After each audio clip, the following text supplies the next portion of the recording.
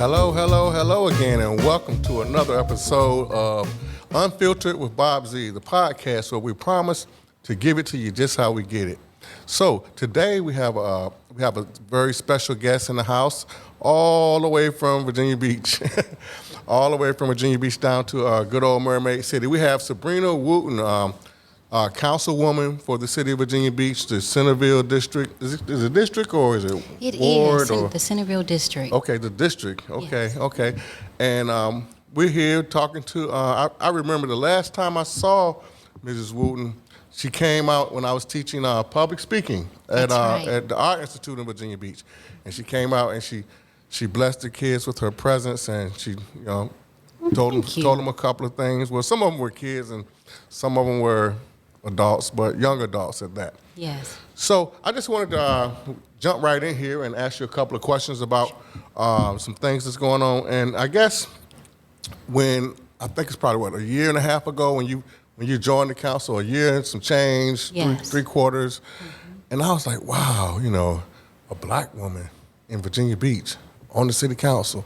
So and that in and of itself wasn't the great big surprise, although Virginia Beach doesn't have a great history of minorities serving on the city council, and I can say that unequivocally. But what are some of the issues that you feel are the most important facing the city of Virginia Beach since you have been on the city council?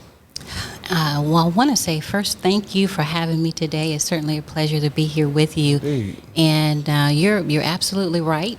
I came on council November 2018. It's been about a year and about 8 months or so, and I am the fourth African American who has sat on Virginia Beach City Council. So we don't have a lot of representation of African American who sit on the council from past history, but things are changing. And when I came on council, we had a myriad of issues. I stepped in at a time where we had lots of restructuring within our council. We had the Beach District seat vacated. We had to find someone to take over that area. We had the Rose Hall District seat that shifted, and we had to find a representative to take on that district and sit on council. Then we had the mass shooting. We had the constitutional resolution for the constitutional city that was a very important issue at the time. And now, we're in the pandemic and protests. So there have been a lot of challenges, and there have been a lot of issues that have come up with on city council. One of I would say the main issues is supporting our staff through the May 31st shooting. That still and always will be an issue for us and a concern, because we want to make sure we're supporting our staff still who are experiencing trauma and concerns in that area. So our staff, those issues, compensation for public safety and our staff members, our teachers, those are always really challenging issues, as well as flooding in several areas within our city, and ensuring equity in school. Those are very important issues. Well, okay. I was just thinking as you were speaking, and since the incorporation, from Princess Anne County to the city of Virginia Beach, and that was that 1954-ish, 63 was Chesapeake. So I'm trying to remember when they were incorporated from Princess Anne County to. I'm not sure the exact date. But so you said four. So I'm the fourth. Right. Yes, I'm the fourth. Wow. And then Councilmember Ann Rouse is the fifth. Right. Okay. So that's really amazing, which kind of makes for a great segue into my next question. And the whole world has seemed to have changed a lot. I mean, pandemic, well, post-pandemic actually, because George Floyd was after the pandemic hit, right? So we were already in a pandemic, and the whole world seems to have changed since that tragedy. How do you feel Virginia Beach because, to be quite, unfiltered, Virginia Beach has had issues with racial equity and racial harmony. I guess I'm one of the GreekFest babies myself that, I was actually present and downtown, on the ocean front when that had happened. And just historically, from, I guess, the perspective of a young African-American male, I got a chance to kind of see what I consider to be aggressive behavior from the police. But how do you figure the city and the city has come a long way? I will grant you that. But how do you feel that they've changed with respect to social justice, and racial equity? Well, with, as you mentioned, the pandemic already really wreaking havoc on our city and our nation, along with the issue, George Floyd's death, it really put a spotlight on some of the issues, systemic issues that we have as a nation, and racism, prejudice, issues with police brutality, issues that were already there but were just highlighted and revealed in a really intimate way, brought home, to where we are as a region. And in the city of Virginia Beach, as you mentioned, there's a history that we have. And I remember when I was a teenager, I was told not to go down to the ocean front, to stay away. I remember that. And in terms of, how far we've come, to be able to sit on council and having to be, caution about going down to the ocean front is a huge change. And so I think what you see our city and our city leaders really paying attention, listening, because we want to hear the concerns of the citizens, the protesting that's going on. We're listening to what our young adults and those who are out there protesting, we're listening to what they want.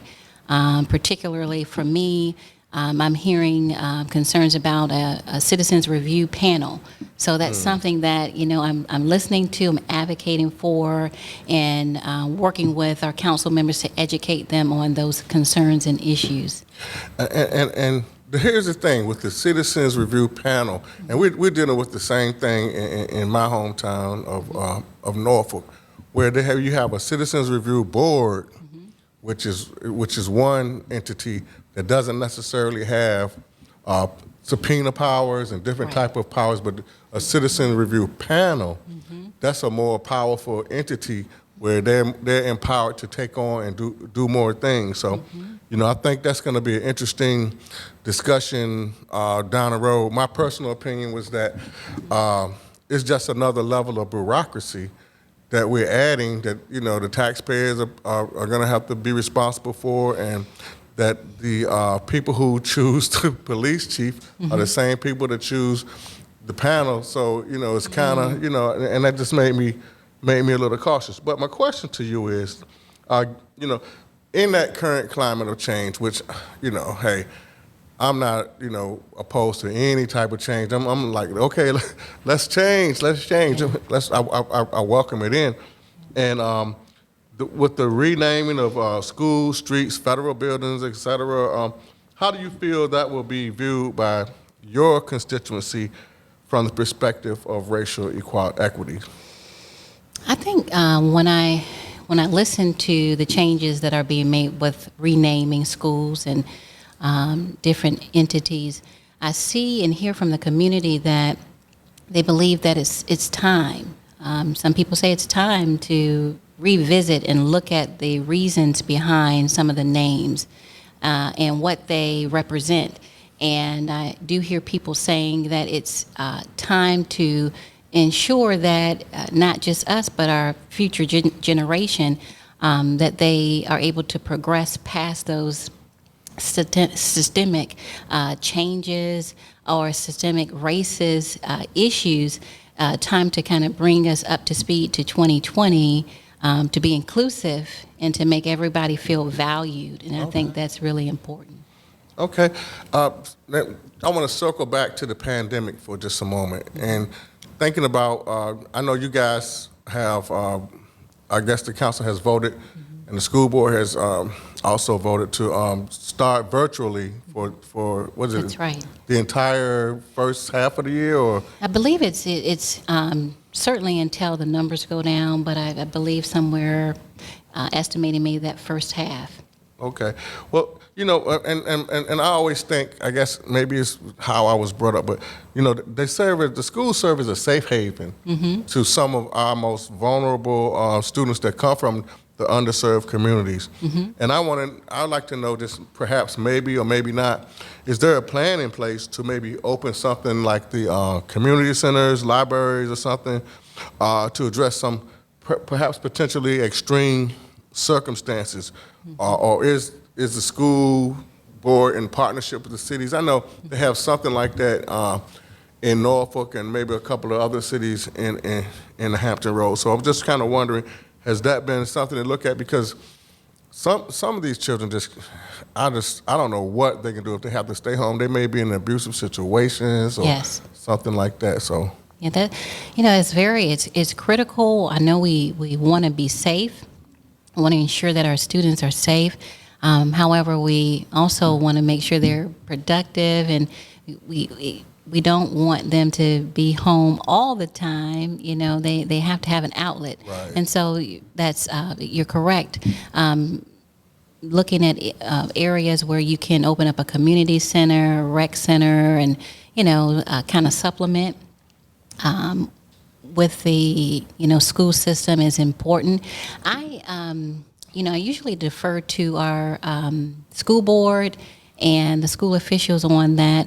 I do know there has been some talk of trying to see how to bring in our faith partners and, you know, the churches and see how they can help, you know, with child care and kind of support parents during this time, because it's very important. If you're a parent and you're maybe the sole breadwinner and you have to take care of your child 24 hours a day and you can't work, that's going to be difficult for you, and you can't telework. So I've heard that there are going to be some maybe talks about how can the faith community become a part of a solution in that area. That's excellent, because, you know, we are a village. You know, That's it right. does take a village, and It does. You know, that's a good opportunity to bring in, you know, faith partners and other nonprofits or community partners. It's an excellent opportunity for that to transpire. I want to talk a little bit more about last May 31st, and we all have a story. I mean, you know, it's one of those tragedies where you remember where you were when it happened, you know. And one of the things that happened to me recently, one of my friends on social media, she told me that she wanted me to come down to where she was working, and I went down there, and it was the Virginia Beach Strong Center, and I was like, wow, and it's all these beautiful therapeutic, you know, devices and techniques and everything that they have in it. And I was like, wow, you know, I was really floored when I saw that, and I said, man, I think it's a partnership between Cox Cable and also, what is it, the healthcare? Centera. Yes, Centera, yes. Yeah, Centera and the city. And I said, you know, that's something, because I actually worked in the Public Works Department for Norfolk, and I can tell you that, you know, when I first heard it, and it's like they were saying it was public utilities, and I was thinking, man, I just know the culture. It's a tough culture. It's I don't want to say dog eat dog or cutthroat or any of those other, you know, commonalities that are used, but it's just a really tough culture, and it's a high stress. So, you know, that tragic shooting at the city offices, you know, at the time it's like, wow, it's yet another, you know, mass shooting that has rocked the nation. And, you know, they always say, well, you know, and it's important when they say, our thoughts and prayers are with you. Our thoughts and prayers are with you.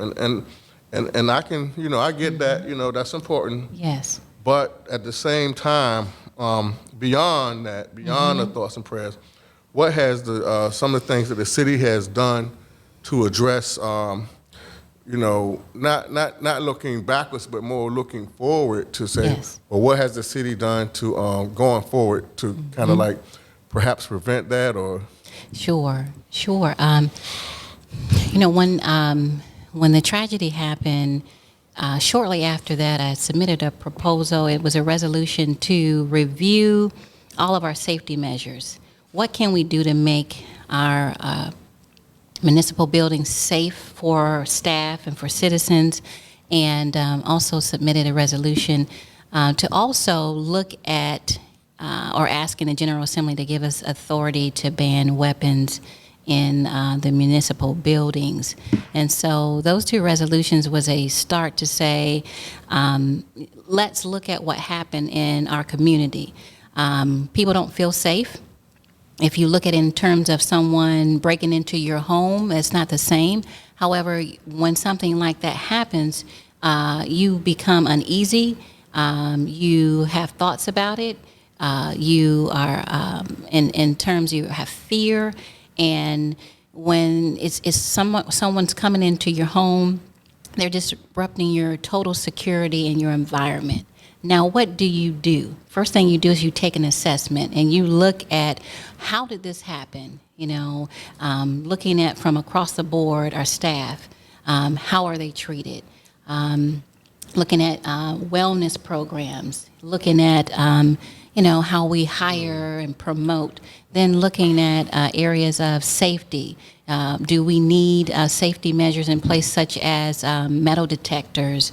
Do we need to look at ensuring that weapons aren't carried into those buildings? Exactly. And so those are things that you have to look at, and that proposal started the assessment. And the city has, in our budget, we approved funding to address some of the safety measures. The new building that we are having built for City Hall is going to incorporate some of those safety measures. And so it's going to be an ongoing process. There's a main issue. We weren't able to implement all of the recommendations that came back, but there's an area that focuses on personnel. Right. Like an ombudsman office, and that office would take concerns and complaints from the staff and kind of focus in and be a central area for them to go to and talk about their concerns if needed. So that's a key piece that's needed within the municipal department, and that's something that we're going to be working on and I'm going to promote. So it's going to be ongoing. That's fascinating because I know while I was employed with the city of Norfolk, and the first step, I guess they call it the grievance procedure. Mm-hmm. The first step in the grievance procedure was to talk to your supervisor, report to your supervisor. And the whole situation, like, what if your supervisor is the person that's harassing you? Yes. So you mean it's almost like telling somebody if they've been assaulted or raped or something, the next step is to go to your rapist. Yes. And so it was crazy. Yeah. And I even go as far, because I've lived in different places. I know AFSCME, which is a union for federal and municipal city employees. Okay. Is a union. I was thinking, the whole time I was there, I was like, these guys need a union. And mostly, like I said, working in public works, I knew that, issues that I had, just being transparent, issues that I had, if it can happen to me, what about our sanitation workers? Mm-hmm. What about our people that fix the potholes who perhaps are maybe not that educated or more blue-collar workers? Okay. And things could be done. It's like the pressures that I saw applied. So I think I applaud the city of Virginia Beach for understanding that there has to be a buffer, so to speak. That's right. So the the ombudsman office. That's one of those words for me. Yeah, I know. I'm gonna let you handle that. Yeah. So my final question is sure. The demographics. I grew up in Norfolk, and we were definitely like, you better not go down the oceanfront. It's the same way they should say, you can't go down the Great Bridge. Okay. It's like don't go certain places, and that was just the facts. Don't go down the oceanfront by a bunch of, because you're gonna get beat up, by the police. That was just the perception, and at that time. But things, you know, when I go down Virginia Beach now, I'm like, wow, the demographics are crazy. Yeah. And Things I'm have like, changed. this is grown. So my question to you is, as a black woman, and you know, with everything that's going on now with Kamala Harris, and I'm like, you know, just different. I'm like, this is the year of the black woman. You know, I know they might not want 2020. We might have to get another year because 2020 has been a tough year. Yeah. We might not want to make that, but I'm just proud that I'm just proud for diversity. So, as a black woman, do you think you bring a unique perspective to the table? You know, I say yes. And just commenting on something you said earlier, you know, I remember when I became a part of the Virginia Beach Police Department as a chaplain. And I remember the issues that led me to do that. Someone was murdered by the police, and there were some things that happened not in the city of Virginia Beach. It was a national issue. And I remember saying, well, what can I do? And so that's when I got involved and became a volunteer in the police department to kind of see how things work, you know. And I encourage anybody, you know, with what we're going through, volunteer, get involved, and see how things work behind the scenes in our police department and our citizen programs. They really break down what happens, and you get to see the officers at work in the community, and you get a chance to give feedback on that. So did want to touch on that just a bit. Okay. But I definitely say yes. Because of the voters in the city of Virginia Beach, they have given me the opportunity to be that voice at the table, to have that perspective for African Americans, and it makes a difference. You know, when we're talking about infrastructure and what businesses are coming to the area. True. For instance, you know, hiring the new city manager. He's the first African American. So it's given me an opportunity to give voice and amplify and talk about opportunities for diversification and inclusion. So definitely it makes a big difference. And I'm very honored and blessed to be able to sit in a position where I can amplify the voice of the community.